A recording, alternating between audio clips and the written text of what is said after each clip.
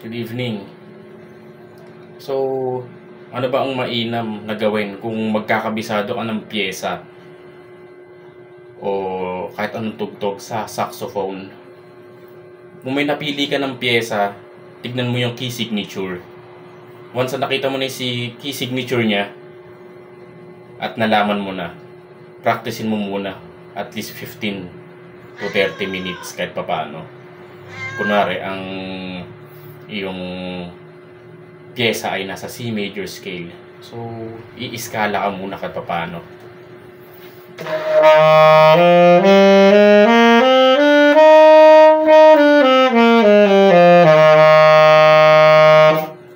Iskala ka muna para ma-determine ng utak mo at ng kamay mo, ng reflexes mo na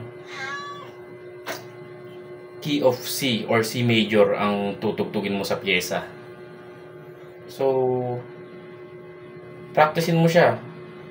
Either ascending, descending, or pwede naman na paiba-iba para makuha mo lang yung muscle memory din ng daliri sa tugtog na saxophone. Dahil pagka nakita mo na yung pyesa, alam mo na ganito ang lapag nito.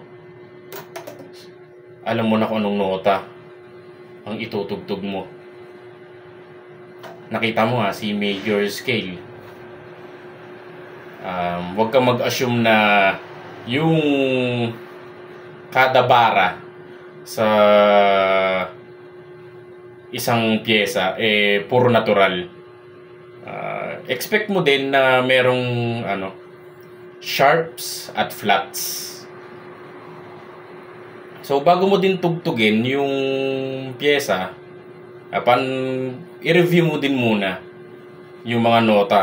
Baka meron kang tamaan na sharps or flats. Ganun lang yun. Kasi pwede din bumalik yung nota sa natural pagkatapos niya mag-flat or mag-sharps. Kaya ganun ang pagkakabisado ng isang pyesa or ang pagkakabisado ng nota sa kanta na tutugtugin mo sa saxophone. Kaya mas mainam na tumugtog lang ng tumugtog hanggang sa makuha mo ng maayos yung pyesa at maitugtog mo siya ng formal. Yun lang.